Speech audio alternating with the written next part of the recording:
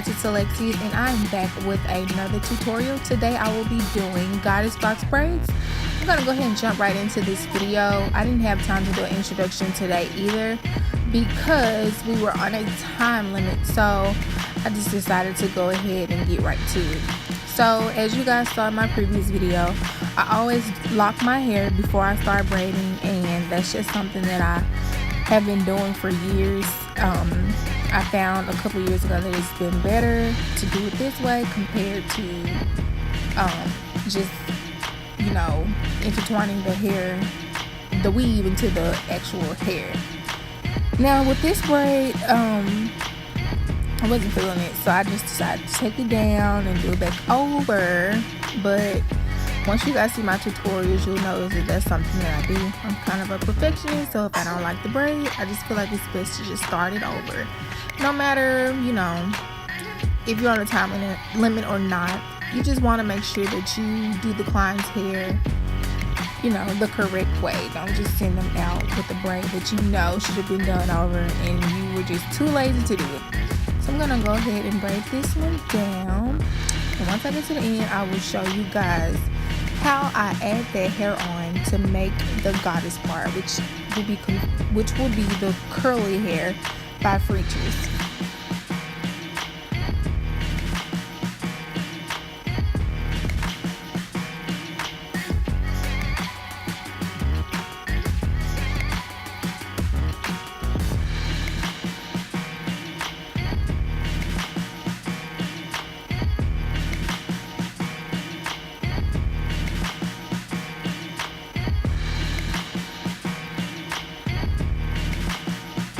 Alright you guys, so now I'm going to go ahead and add in the Features hair.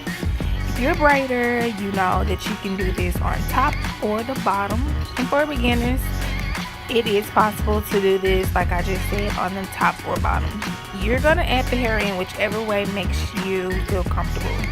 Normally I add it underneath, but if I feel like it, I'll put it on top. Because I know how to do both, it's either or for me. But as you practice, you will figure out what I'm saying as far as top and bottom, or underneath versus on top. If you are a feed-in braider, underneath may be a little bit easier. Then again, some people, you know, prefer on top. But I'm gonna go ahead and braid this down so that we can move forward to the next braid. And then I'll show you guys what the curl looks like before I actually complete the braid and move forward. So there's that curly hair right there. When I braid down the Features hair, I try to get it as thin as possible before I tie my knot, because if you tie the hair in big knots, it's not gonna stay and it's gonna be a mess. So try to get that knot as thin as possible so they can stay put, and then you guys don't have to worry about any of the hair unraveling. So here's that part. Just watch me do that, tie the knot, and then there we are. Alright you guys, so I'm at the middle of my client's head. This is the exciting part because the middle means you're almost done. So what I'm gonna do now is go ahead and apply my Shine and Jam to her scalp, because I want to ensure that there are no flyaways. We all know that flyaways are super annoying, and it's always best to just keep that scalp crisp so that the braid can look neat, you know, all around. As I prepare to grab the braiding hair, remember from my previous video I tried to show you guys how I prepare the hair for the gripping, and I always use the lock method. For some reason, in my opinion, this is the best method because it keeps the braid flat and the knot is flat. If you use the other method and you compare it to, you know, the method that I'm using, you can see the difference. There's still a knot, but my knot is super flat. Please excuse my dog, she's just a big baby. So yeah, using the lock method really helps the braid, you know, get that foundation look, and it makes it look super flat, and I just love that about, you know, using this method to braid.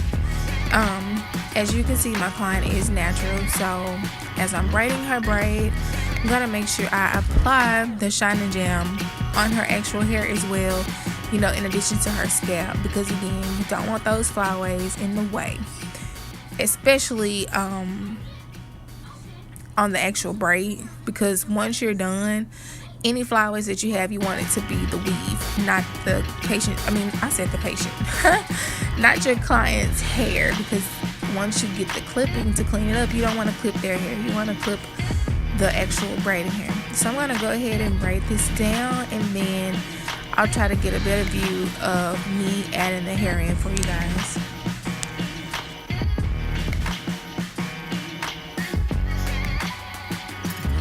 Alright, so here I am. I've added the Freetress hair in, and I'm going to go ahead and braid that down. So, a tip for the Freetress hair. What I did before I started using Freetress hair, like when I first took it out the pack, I applied wrapping lotion to it. I did this because it helps the hair as far as tangling. If you use Freetress hair, you know that Freetress hair tends to tangle a lot. So to avoid that, you know, I just put the wrapping lotion on first, and it kind of separated the hair. It's so like it broke it down or something. So use some wrapping lotion to, you know, apply to your Freetress hair before you start pulling it apart, because if you don't, it's gonna get nappy and frizzy, and that's just not cute. So I'm gonna go ahead and tie my knots, and then I'll be done with this braid.